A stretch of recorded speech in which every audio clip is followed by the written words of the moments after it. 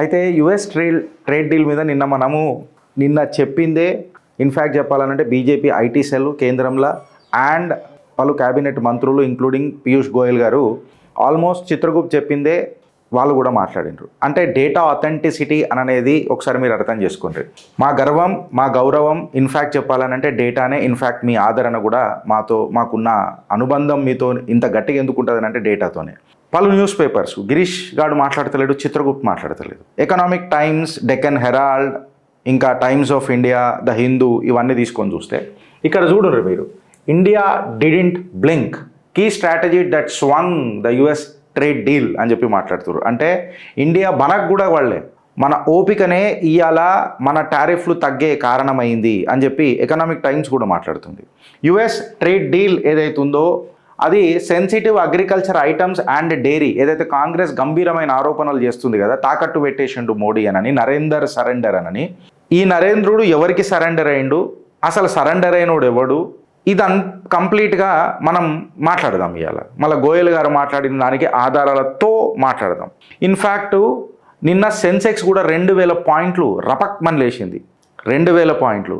మళ్ళా అగర్ ఈ trade deal అంతా వేస్ట్ అయిన ఉంటే స్టాక్ ఇన్వెస్టర్ల యొక్క నమ్మకం అంత గట్టిగా ఎందుకు పోతుంది ఫ్రెండ్స్? నాకు ఒక మాట చెప్పండి. సో బాప్ ఆఫ్ ఆల్ ట్రేడ్ డీల్స్ అని చెప్పి మాట్లాడింది నేనలే, ఎకనామిక్ టైమ్స్ మాట్లాడిన మాటనే డైరెక్ట్ స్క్రీన్ షాట్ పెట్టిన. బాప్ of all trade deals, Modi announcement means for your stocks అని. అంటే ట్రేడ్ చాలా స్మూత్గా ఉంటుంది అని చెప్పి ఎకనామిక్ టైమ్స్ కూడా అనౌన్స్మెంట్ చేసింది. టెక్స్టైల్ ఇండస్ట్రీ మీద ఇన్ఫ్యాక్ట్ చెప్పాలనంటే ఎక్స్పోర్ట్స్ ఎట్లా బూస్ట్ అవుతాయి, ఫార్మర్సు ప్రొటెక్ట్ పడ్డరు అని చెప్పి ఎన్డీటీవీ రాసింది. ఇవన్నీ కథనాలు తీసుకొని నేను మాట్లాడుతున్నా. అయితే అసలు ఏం జరిగింది, ఏమున్నది అని చెప్పి మాట్లాడితే టారిఫ్ అవుట్కమ్ ఏదైతుందో యుఎస్ టారిఫ్లు 50 నుంచి 18%కి దిగింది. ఫీచర్, అడ్వాంటేజ్, బెనిఫిట్ ఇంకా నేను మాట్లాడుతున్నా. అంటే ఇండియన్ ఎక్స్పోర్ట్స్ అనేది సిగ్నిఫికెంట్గా యుఎస్లా కాంపిటేటివ్ అయినాయా లేవా? యుఎస్ టారిఫ్ కట్లు 18%కి పడ్డాయి అని అంటే ఏదైతే మోడీ ట్రంప్ డిస్కషన్ తర్వాత ఆబ్వియస్గా సెన్సెక్స్ కూడా బూస్ట్ అయింది. ట్రేడ్ కాంపిటీషన్ కూడా మనకి ఇలా కాంపిటేటివ్. ఇది నేను మాట్లాడడమే కాదు, economic times and times of India, the Hindu ఇవన్నీ మాట్లాడినాయి. ఎక్స్పోర్ట్ కాంపిటేటివ్నెస్లా ఇలా భారత్ ముందంజలో ఉన్నది. అంటే ఏవైతే ప్రైస్ ఉన్నదో ఆ ఎడ్జ్లా మనం కాంపిటీషన్లు ఉన్నాం, మన శత్రువులతో కాంపిటీషన్లతో వాళ్ళందరితో. ఏవైతే టెక్స్టైల్, ఇంజనీరింగ్ ఇంకా అపెరల్ సెక్టార్ ఏదైతే ఉందో, బట్టల సెక్టార్ ఉందో, బంగ్లాదేశ్ ఇంకా వియత్నాంని మనం వెనుకకు నెట్టేసినాం. ఇన్ఫ్యాక్ట్ వాళ్ళకంటే తక్కువ టారిఫ్లతో మోదీ నెగోషియేట్ చేసిండు. యుఎస్ టారిఫ్లు ఏవైతే భారత్కి శాంక్షన్ చేసింది చూడు, అంటే ఇచ్చింది చూడు, ఆర్ సైన్ చేసింది చూడు, అది అత్యంత తక్కువ టారిఫ్లు అగర్ కాంపిటీటర్లతో చూస్తే Bangladesh and Vietnam. Data speaks, drama కాదు. ఇవాళ అగ్రికల్చర్ ప్రొటెక్షన్ కాడికి మనం తీసుకొని చూస్తే ఇండియా ఈ ట్రేడ్ని అసలు కంప్లీట్గా ఇండియా ప్రొటెక్ట్ చేసింది, ఫార్మర్లకు ఎక్కడ కూడా రాకుండా. అంటే రైతుల యొక్క మనోభావాలను సేఫ్ గార్డ్ చేసిందా లేదా కంప్లీట్గా? యుఎస్ ఇక్కడ కూడా కూడా ఇది చెప్పలే, అఫీషియల్గా ఎక్కడ కూడా భారత్ సంతకం చేయలే. నవభారత్ టైమ్స్లో కూడా దీన్ని ప్రస్తావన తీసుకొని వచ్చిండ్రు. When I say with data. Investor confidence అని చెప్పి మాట్లాడితే నిన్న ఒక్కరోజు సెన్సెక్స్ అండ్ నిఫ్టీ తీసుకొని చూస్తే ఫ్రెండ్స్ 12 లక్షల కోట్లు మార్కెట్ క్యాప్ల అడిషన్ అయినాయి. 12 lakh crore market cap has been added to the market cap. Just imagine చేయండి మీరు. అంటే ఒక స్ట్రాంగ్ ఇన్వెస్టర్ సెంటిమెంట్ వచ్చిందా లేదా? ఫారిన్ ఫ్లోస్ అనేది ఇప్పుడు డైరెక్ట్ అవుతున్నాయా లేవా?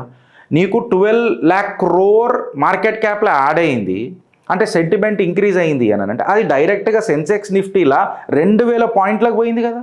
మజాక్ మస్కరా పనానా ఇది? Economic times of India etcetera పేపర్లలో డిస్కషన్ అయింది. నేనే బడ్జెట్ అయినప్పుడు ఓకే రూపాయి ఎందుకు పడ్డది అననే దానికి రీజన్స్ ఏమున్నాయి అని అనేది పక్కకు పెడితే అట్లీస్ట్ మన బడ్జెట్ సెషన్లో రూపాయి ఎందుకు పడుతుంది అననే దాని మీద మన చర్యలు ఏ రకంగా ఉంటాయి ఇంటర్నేషనల్ మార్కెట్లో. బికాస్ ఇంటర్నేషనల్ మార్కెట్లో ఒక రూపాయి పడ్డది అని అంటే కొన్ని వేల కోట్లు రూపాయల దాని మీద ఇంపాక్ట్ ఉంటుందని చెప్పి నేనే మాట్లాడినా బడ్జెట్లో. ఇవాళ రూపీ స్ట్రెంత్ గురించి కూడా నేను మాట్లాడాలి కదా. మంచి అయినప్పుడు, చెడైనప్పుడు విమర్శ చేసినప్పుడు, మంచి అయినప్పుడు కూడా మాట్లాడాలి కదా. ఇండియన్ రూపీ అనేది 7 సంవత్సరాలలో ఎంతైతే లాస్ అయింది చూడు, అంటే కరెక్ట్గా చెప్పాలనంటే 7 సంవత్సరాల గెయిన్ కాంది నిన్న ఒక్కరోజు గెయిన్ అయింది. కరెన్సీ స్ట్రెంత్ అయింది. అంటే మనకు ఇంపోర్ట్ ఇన్ఫ్లేషన్ ప్రెషర్ అంటారు కదా, ఇప్పుడు మళ్ళా తగ్గుముఖం పట్టడం స్టార్ట్ అవుతుంది. రూపీ 1.36% గెయిన్ అయింది టారిఫ్ల తర్వాత. ఫైనాన్షియల్ టైమ్స్లో వచ్చిన కథనం చెప్తున్నా ఫ్రెండ్స్, ఇది నేను ఫైనాన్షియల్ టైమ్స్లో వచ్చిన కథనం చెప్తున్నా. రూపీ 1 అంటే చెప్పాల్సిన అవసరం లేదు. పెద్ద పెద్ద మనుషులు కొంతమంది వర్డ్స్ అంటే actions will follow their words అంటే కొంతమంది యాక్షన్ చేసినాక మాట్లాడతారు. ఇక కొన్ని ప్రతిపక్షాలు ఉంటాయి, మాట్లాడుతూనే ఉంటాయి. ఇవాళ రూపీ కూడా స్ట్రెంగ్త్ అయింది. ఇన్ఫ్యాక్ట్ చెప్పాలనంటే సెక్టోరియల్ విన్ కూడా జరిగింది. అది ఇంజనీరింగ్ సెక్టారే కానీ, ఆటో కాంపోనెంట్సే కానీ, టెక్స్టైల్సే కానీ, ఫార్మా కానీ, ప్రాసెసింగ్ కానీ, ఈ అన్నిట్లల్లో నీకు ఒక విన్నింగ్ సిచ్యువేషన్ కనిపిస్తుంది, విన్ విన్ సిచ్యువేషన్ కనిపిస్తున్నది. దీనికి స్టాక్ మార్కెట్ నిదర్శనం కూడా అయింది. అంటే దీనికి ఒక బెనిఫిట్ ఏముంటుంది మనకు ఫ్యూచర్లో అని అంటే ఖచ్చితంగా జాబ్ క్రియేషన్ అవుతుంది, డొమెస్టిక్ ఇండస్ట్రియల్ గ్రోత్ ర్యాంపప్ అవుతుంది కాదా? ఎందుకు ఈ మాట మాట్లాడుతున్నా? మళ్ళీ దీనికి రీజన్ ఏమున్నది? లోవర్ టారిఫ్ లైక్ని అయినగానే మ్యానుఫ్యాక్చర్ని బూస్ట్ అవుతాయి కదా ఖచ్చితంగా. బికాస్ ఎక్స్పోర్ట్స్ పెరుగుతాయి. ఎక్స్పోర్ట్స్ పెరుగుతున్నాయి అంటే ఫస్ట్ డొమెస్టిక్ రిక్వైర్మెంట్ అయినాక ఎక్స్పోర్ట్కి పోతారు కదా, లేదా ఫోరెక్స్ రిజర్వ్స్ కోసం ఖచ్చితంగా ఎక్స్పోర్ట్ కూడా పోతారు కదా. అంటే ఎక్కడ పోయినా నీ ప్రొడక్షన్ అయితే బూస్ట్ అవుతుంది కదా. డొమెస్టిక్కి ఇచ్చుకుంటూ ఎక్స్పోర్ట్ చేయాలని అనుకుంటాడు ఎవడైనా, ర్యాంపప్ చేయాలని అనుకుంటాడు. సో ఆబ్వియస్గా జాబ్ క్రియేషన్ అవుతుంది. ఇప్పుడు ఒక దగ్గర నీకు కంప్లీట్గా డైవర్సిఫైడ్ ట్రేడ్ బేస్ కూడా తయారవుతుంది. అనంటే ఒక కేవలం యుఎస్తోనే భారత్ ఇయాల చేతులు కలుపుతలేదు, యూరోపియన్ యూనియన్తోని, ఎఫ్టీఏతోని అదర్ డీల్స్ కూడా చేస్తుంది. అంటే ఒక స్ట్రాంగ్ లీవరేజ్ చూపిస్తుంది ప్రపంచం స్థాయిలో. తో పాటు యుఎస్ మీద కూడా మేమేం పెద్ద ఇంత మీదనే డిపెండ్ లేము, ఒకటే మార్కెట్ మీద డిపెండ్ లేము అని చెప్పి ఒక సంకేతం కూడా ఇచ్చింది. రీసెంట్గా యూరోపియన్ ట్రేడ్ అగ్రిమెంట్ మజాక్ మస్కరపన కాదు, మదర్ ఆఫ్ ఆల్ డీల్స్ అని చెప్పి ఇన్స్టాగ్రామ్లలో, సోషల్ మీడియాలలో, ట్విట్టర్లో ఇది బాగా సర్క్యులేట్ అయింది. ఈ ఘనత మళ్ళా చేసిన ఆ నరేంద్రుడికి ఇద్దామా లేదా? తో ఇవాళ నరేంద్రుడు సరెండర్ అయిందా?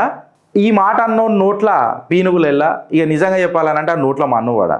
తిట్టాలా వద్దా? ఆధారాలు పెట్టి నేను మాట్లాడుతున్నా. స్ట్రాటజిక్ పేషెన్స్ అనేది అయితే ఉంటుంది కదా.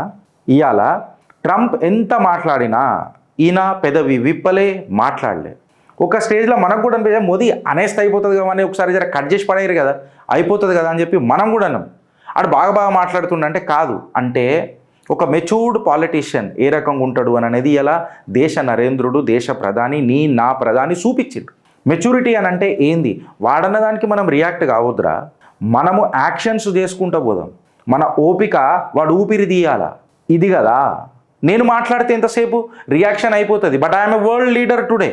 నేను ఇవాళ ఒక ప్రపంచ స్థాయిలో నిలబడుతున్న నాయకుడిని, భారత్ని విశ్వగురు దిశగా తీసుకుపోయే ఒక భారత్కి నేతృత్వం వహిస్తున్న నేతను అననే ఒక నాయకత్వపు లక్షణాలు చూపించిండు. This is what Modi is today. అందుకనే ఊకేనే అన్నారు మేరా భారత్ ఆర్ అప్నా మోదీ అని చెప్పి మనం మాట్లాడాం.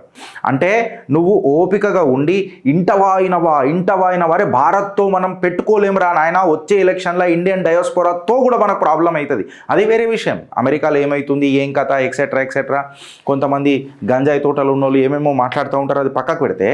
బట్ ఇలా భారత్ ఒక స్ట్రాంగ్ బార్గెనింగ్ పవర్ అని అంటే మనం అంటాం చూడు, బేరం ఆడేటప్పుడు భారత్ని పొజిషన్ చేసిండా లేదా నా ప్రధాని. ఇవాళ ఇది నేను మాట్లాడటమే కాదు, ఎకనామిక్ టైమ్స్ ఆఫ్ ఇండియా దీన్ని హైలైట్ చేసింది. భారత్ బనక్ కూడా తగ్గలే, భారత్ తన ఇంట్రెస్ట్లను దించలే అన్నాడు కదా. మే కభీ భారత్కో రుకనే నహీ దూంగా, జుకనే నహీ దూంగా, భారత్కో మిటనే నహీ దూంగా. ఇన్ఫ్యాక్ట్ చెప్పాలనంటే హిజ్ వర్డ్స్, ఆయన ఏది మాట్లాడతాడో ఆయన యాక్షన్స్ కూడా అవే ఫాలో అవుతున్నాయి ఫ్రెండ్స్. ఇవాళ మార్కెట్ బాడీస్ ప్రపంచ స్థాయిలో నువ్వు ఏది తీసుకున్నా, in fact US diplomatic and business ఛాంబర్లు ఏవైతే తీసుకున్నా ఈ డీల్ని వెల్కమ్ చేస్తున్నాయి. ఇది బైలేటరల్ ఎకనామిక్ ట్రస్ట్ ఏదైతే ఉంటుందో, మన ఫ్యూచర్ కోఆపరేషన్ ఏదైతే ఉంటుందో భారత్కి ఇంకా అమెరికాకు ఇది బూస్ట్ చేస్తుంది, ఇది బెనిఫిట్ చేస్తుంది అని చెప్పి మాట్లాడుతుండ్రు. యుఎస్ ఇండియా ఒక కొత్త నాంది వలుకుతున్నాయి అని చెప్పి మాట్లాడుతుండ్రు. ఎవరు మాట్లాడుతుండ్రు? ఎకనామిక్ టైమ్స్ లాంటి వాళ్ళు మాట్లాడుతుండ్రు. అసలు ఇక నాకు చిల్లర మాటలు వస్తాయి చూడు, 1,00,000 రూపాయలలో 800 నోట్లు ఉంటుంటాయి కూడా తెలియని వాళ్ళు పెద్దగా మాట్లాడతారు. కొబ్బరికాయ చిప్పలు ఏరుకుంటారు చూడు గుడ్ల ముంగట, వాళ్ళు కూడా ఆర్థిక శాస్త్రవేత్తలై మాట్లాడతారు చూడు, ఆడ భగభగ మంటలేస్తుంది నాకు. ఇవాళ క్లియర్ కట్గా భారత్ యొక్క ఓపిక మనకు ఒక బార్గెనింగ్ పవర్ ఇచ్చింది. మన కాంపిటీషన్స్ కంటే టెక్స్టైల్స్ అంటే వియత్నాం, బంగ్లాదేశ్ మంచి పొజిషన్లు ఉండే. హెల్తీ పొజిషన్లు ఉండే. ఇలా వాళ్ళకంటే మంచి టారిఫ్లు మనకు దొరికినాయి.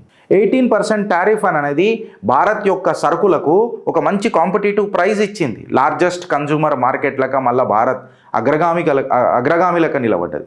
దీనికి నిదర్శనం స్టాక్ మార్కెట్లో 12 లక్షల కోట్ల మార్కెట్ క్యాప్ యాడ్ అయిందంటే సెన్సెక్స్ నిఫ్టీ ఆల్మోస్ట్ 2000 పాయింట్స్ వరకు నిఫ్టీ సోర్ అయిపోయింది. సెన్సెక్స్ 2000 పాయింట్లు లేచిందనంటే ఇది డొమెస్టిక్ బెనిఫిట్స్ ఎంత ఇస్తుంది, డొమెస్టిక్ ఇండస్ట్రీస్కి ఎంత బెనిఫిట్ ఇస్తుంది, ఈ మన బిజినెస్ సెక్టార్స్కి ఎంత లింక్ అవుతుంది, ఇది ఎంత ప్రాఫిట్ షేర్ చేస్తుంది, ఎంత మార్కెట్ షేర్ని తీసుకుంటుంది అని అనేది మనం చూడాలి. మళ్ళీ ఇది ఒకటే కాదు, మనం కేవలం ఒక యుఎస్ మీదనే డిపెండ్ కాలే ఫ్రెండ్స్.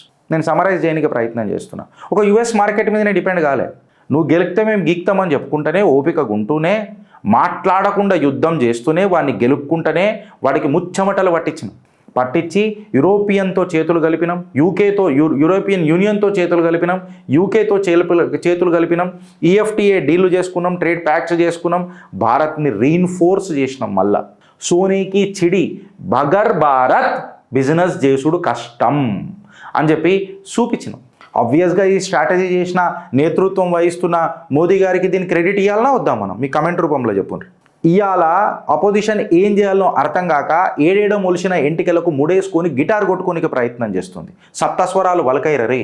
ఫ్యాక్టే ఉంటుంది. ఇవాళ నువ్వు ఏదైతే నువ్వు మోడీ మాట్లాడతలేడు అని అన్నారు కదా, మోడీ మాట్లాడకున్నా బద్దలు భాషింగాలు అయినాయి. ఇవాళ ఇండియన్ ప్రోడక్ట్స్కి మోర్ అట్రాక్టివ్ ప్రైస్ దొరికింది గ్లోబలీ. ఇన్ఫ్యాక్ట్ చెప్పాలనంటే ఇండియా యొక్క కాన్ఫిడెన్స్ పెరిగింది. లాంగ్ టర్మ్ గ్రోత్ గెలిపిది. అవునంటారా కాదంటారా? మీరు చెప్పురి ఫ్రెండ్స్ మీ కమెంట్ రూపంలో. భారత్ మాతాకి జై.